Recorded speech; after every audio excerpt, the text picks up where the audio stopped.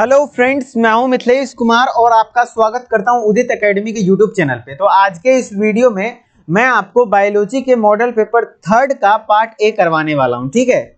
और आपको जानकारी के लिए बता दें कि जो बच्चे को ऑनलाइन टेस्ट देना है, ऑनलाइन कंप्यूटर पे टेस्ट देने में दिक्कत आती है, परेशानी होती है, तो पहले मैं बोल रहा हूँ कि आप टेस्ट का प्रैक्टिस कर लीजिएगा। टेस्ट की प्रैक्टिस करने के लिए आपका कोर्स का प्राइस घटा दिया गया है फिलहाल 2 दिनों के लिए, ठीक है। जो आपका डी फार्मा एंट्रेंस एग्जाम की तैयारी कराई जा रही थी, जो हमारा उदित फार्मेसी एप्लीकेशन ऐप पर जो कोर्स है, उस कोर्स का प्राइस अभी फिलहाल मात्र 199 रुपया कर दिया गया है। और काफी सारे बच्चों ने दिन भर में कोर्स ज्वाइन भी कर लिया है। तो अब आप भी चिंता मत करिए, आप डायरेक्टली वहां पे क्या क्या मिल जाएगा आपको, चैप्टर वाइज टेस्ट मिल जाएगा, जूलॉजी का, बॉटनी का, plus full mock test per day एक अपलोड करवा दे रहे हैं।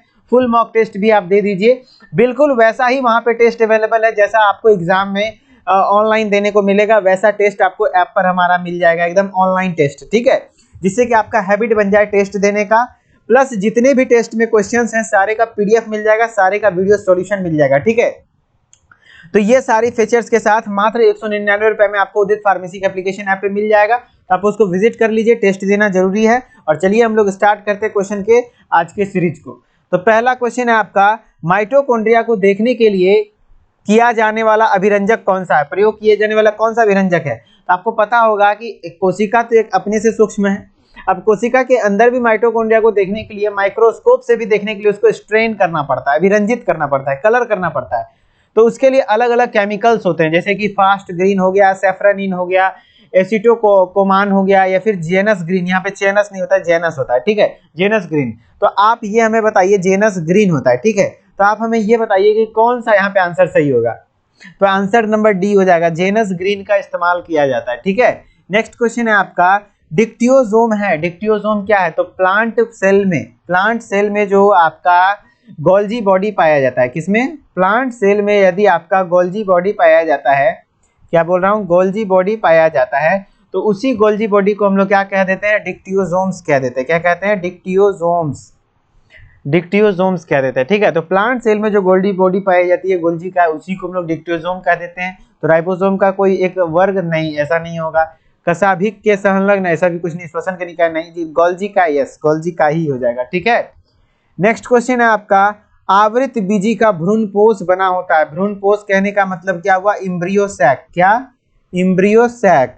और आपका आवृत बीजी कहने का मतलब क्या हुआ? एंजियोस्पर्म। तो एंजियोस्पर्म का जो भ्रूणपोष होता है वो कैसा होता है? तो कुछ इस प्रकार से होता है जैसा कि आपको दिख रहा है ना।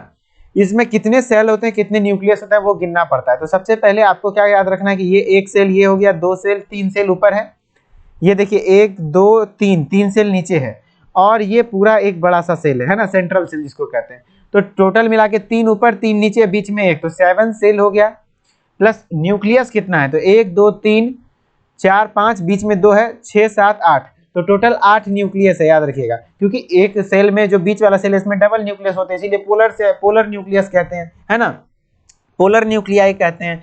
तो 7 सेल होता है, 8 न्यूक्लियस होता है, यानी 7 कोशिका और 8 केंद्रक। तो देखिए ऑप्शन में है 8 कोशिका, नहीं, हम क्या बोल रहे हैं, 7 सेल्ड होते हैं, 8 न्यूक्लियट होते हैं। अब उस हिसाब से देखिए तो ये ऑप्शन होगा नहीं। 8 कोशिका होता है, नहीं, ये 7 सेल्ड होता है। 8 केंद्रक होता है, जी हाँ, 8 न्यूक्लियस होता है, 8 न्यूक्लियस होता है, और 7 कोशिका, जी। तो ऑप्शन नंबर 3 सही हो जाएगा, समझ रहे ना। नेक्स्ट क्वेश्चन है, ग्लाइकोलिसिस के साथ ग्लाइकोलिसिस तथा क्रेब चक्र के मध्य योजक कड़ी क्या है? तो बताइए, एसिटाइल कोएंजाइम ए, उसी को हिंदी में एसिटाइल सह एंजाइम ए भी कहते हैं, पायरुविक अम्ल, ऑक्जेलो एसिटिक अम्ल, या साइटोक्रोम। तो आपको मैं बता दूं कि जब ग्लाइकोलाइसिस का मतलब क्या होता है, देखिए ग्लाइकोलाइसिस क्या है वर्ड? ग्लाइकोलाइसिस। तो 2 वर्ड से मिलकर बना, एक ग्लूकोज, दूसरा लाइसिस। ग्लूकोज का क्या हो रहा है यहाँ पे? टूटना हो रहा है। क्या हो रहा है? ग्लूकोज का लाइसिस हो रहा है। लाइसिस मतलब break down. Glucose break down होकर के क्या मिलता है? 2 मॉलिक्यूल ऑफ पायरुविक एसिड। क्या बनता है? 2 मॉलिक्यूल ऑफ पायरुविक एसिड, है ना।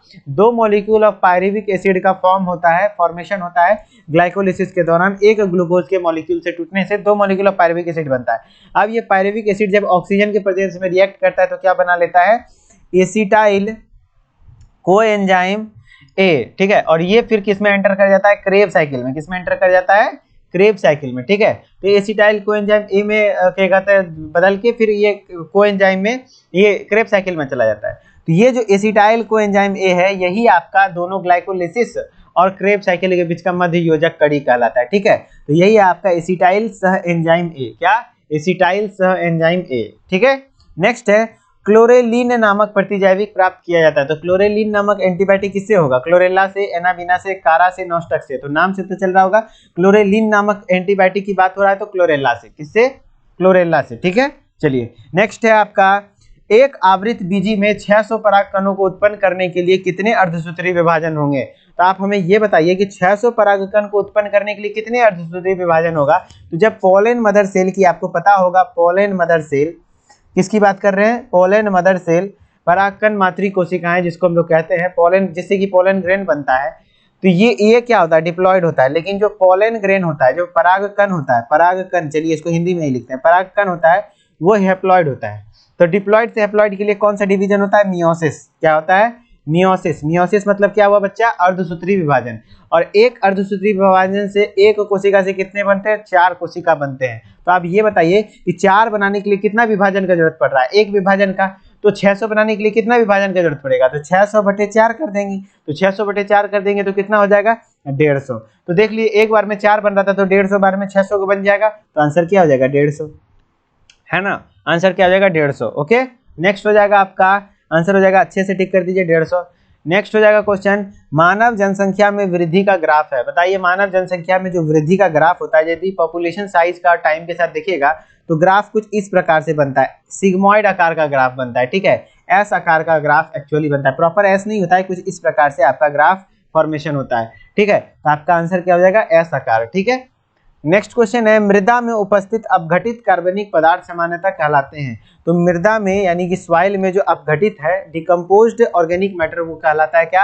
ह्यूमस। तो ह्यूमस का जब डेफिनेशन आप पढ़े होंगे तो ह्यूमस का एक्चुअली डेफिनेशन ही यही होता है कि decomposed organic material in soil, उसको हम लोग क्या कहते हैं? ह्यूमस कहते हैं।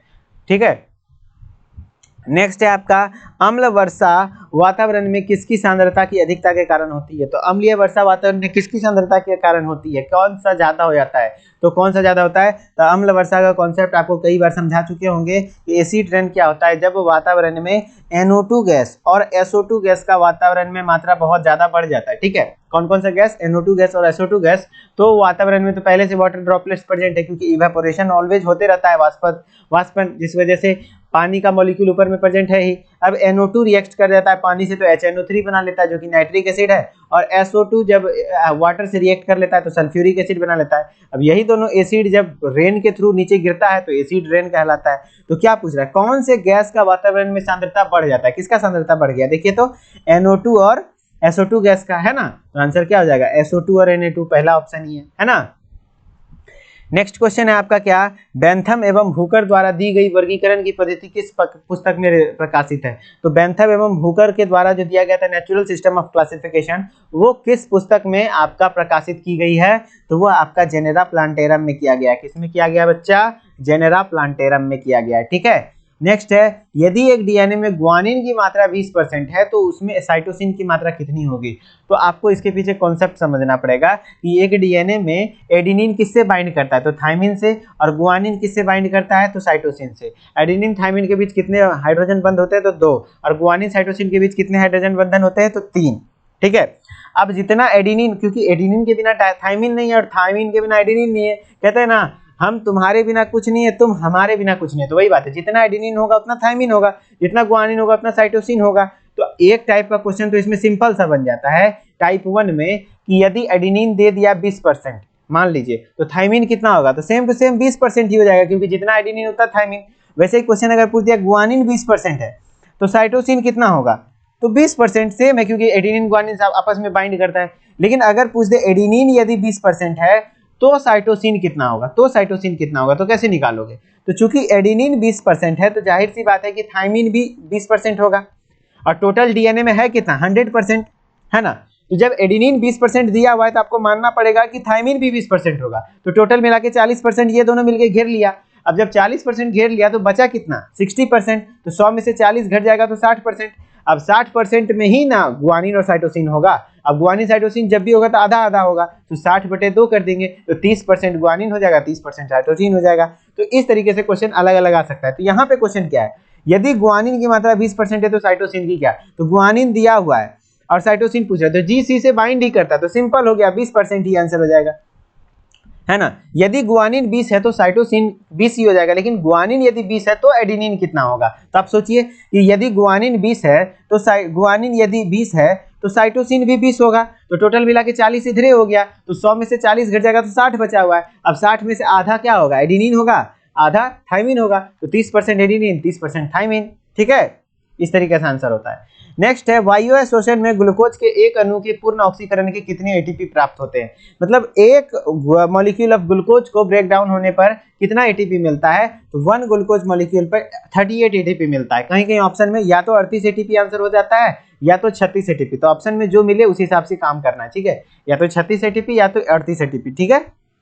नेक्स्ट है हृदय में पाए जाने वाली पेशियां हैं, हृदय में पाए जाने वाली हार्ट में पाई जाने वाली मसल्स क्या कहलाते हैं, कार्डियक मसल्स कहलाते हैं, हृदय पेशियां कहलाती हैं, ठीक है, हृदय पेशियां कहलाती हैं।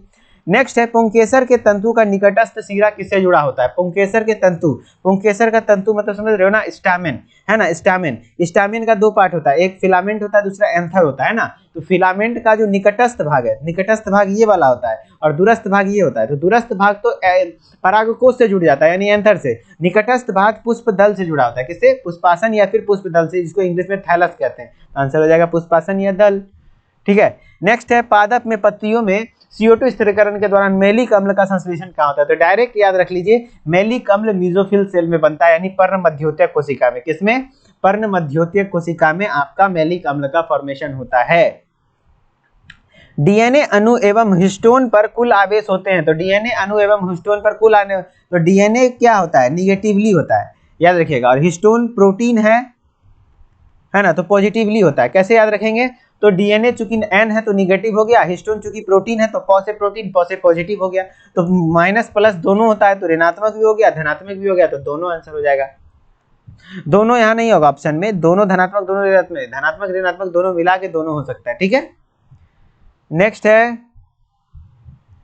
एक सेकेंड, यहाँ पे कह रहा है डीएनए अणु एवं हिस्टोन अणु पर कुल आवेश कितना होता है, तो चूंकि ये माइनस है, सुनिए, डीएनए क्या है, माइनस है और हिस्टोन प्लस है, तो ये माइनस प्लस न्यूट्रल हो जाएगा, तो आंसर शून्य हो जाएगा, सॉरी आंसर यहाँ क्या हो जाएगा, शून्य हो जाएगा, बहुत बड़ा ब्लंडर हो जाता है। देखिए क्योंकि अलग अलग पूछ नहीं रहा है, डीएनए अणु पे क्या होता है, निगेटिव, हिस्टोन पर पॉजिटिव है, कुल आवेश पूछ रहा है, तो माइनस प्लस बैलेंस हो जाएगा, तो 0 हो जाएगा आंसर, ठीक है।